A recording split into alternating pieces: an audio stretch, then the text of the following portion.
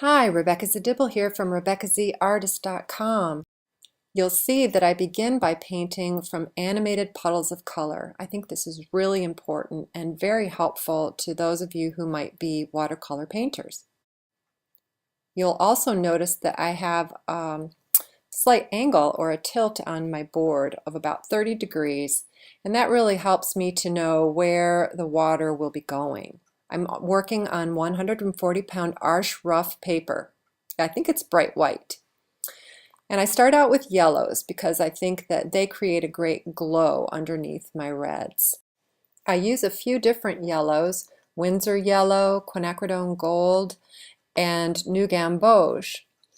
And I have to apologize for the fact that this comb is out of the camera field. I set it up and had no idea while I was painting it that you couldn't see some of what I was doing. I used a photo reference that had a crazy comb on it, and I loved it. Cut that head of that chicken off and put it on a different body. Now I'm going to paint the reds here. My favorite warm reds are Winsor Newton's Vermilion and Scarlet Lake. Love those. They're warm and beautiful. And this comb deserves a really fun, beautiful treatment of the reds. The big brush in my hand is Rose Eden's number 18 round. And I'm also adding in here shortly some American Journey Joe's Red. You'll see that I go in pretty strong with some of these dark red colors, and then I planned to lift. And I go in along the edges of my forms that are rounded in order to create that real rounded appearance. Round forms tend to be darker along the edges. With the light coming from the right, the darker reds are going to be in the shadowy areas of the comb, underneath the more raised section. I'm going to play in this area for quite a while, trying to get these values where I want them. Rounding those forms out here and there, and really trying to push it so that I get some bright, beautiful color, knowing that some of this color will fade as it dries. My favorite cleanup tool is the 1/2-inch flat synthetic brush made by Low Cornell, and it's one of my favorite cleaning brushes. Really good at lifting. The trick as I'm doing this is to go in strong. I'm charging in some really dark color, and then because I have that yellow underneath there, I can use my 1/2-inch flat to lift back to that yellow and create a sense of glow in there. I've been working on the shadow side this whole time, but now I'm going into the sunnier side or warmer side of the comb.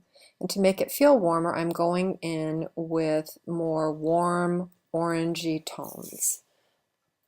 I'm stippling here using the end of a brush, kind of pounding into the wet paper, and that creates little dots of darker pigment where the pigment will actually fall into the little crevices created by the stippling.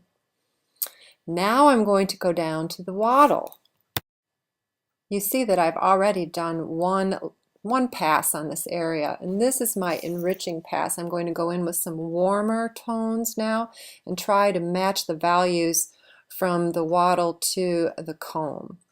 And so I wanted you to see that you don't have to do it all in one pass. If you did break it up into 2 passes, it is possible to do so. And in fact, sometimes it's advisable for people who are just starting out to work in layers. I did the stippling on my first pass and left some brighter whites where I wanted the edges of the form to be. I'm using some of the dark tones, the Joe's Red, and I think I may even have a little bit of permanent magenta out here at this point to tuck into some of the really deep crevices of the folds of the waddle. I'm going to be putting in paint and then lifting paint again with the flat brush, just kind of working these values to where things fold and appear to bend. It's all about creating soft, rounded forms using light and dark, warm and cool to push and pull the form so that it appears to bend and move around in the wonky fashion. It's certainly a crazy waddle.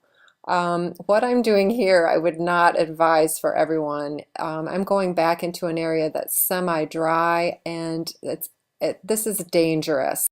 I'm going in with really rich paint. Perylene Maroon and Permanent Magenta, I believe, are the colors I'm dipping into to create these dark recesses on the shadow side of the upper comb. Now, I want to go in here for my own self because I want to create rounded forms, and I know that when I'm working in a wet area, I will get nice soft edges, and that always helps to make something look round if I've got soft edges. So that's why I am, I'm taking the risk of going back into this area. If you were to do this yourself, you may want to wait, let it dry, and then go in after it has actually dried, softening as you go. I am very close to the end here, but I'm just trying to play warm against cool and cool against warm. Just doing my final edits, thinking that I'm very close to stopping. And what's more, I don't know it, but the battery on my camera is actually running out, so I'm really close to the end for a lot of reasons. I really could use a cameraman, but I just thought I would share this with you nonetheless to let you see that this comb is actually so much fun to paint, and it's not something to be intimidated by. That's it. Thanks for watching. I hope you learned something, and please visit me at my website, RebeccaZArtist.com.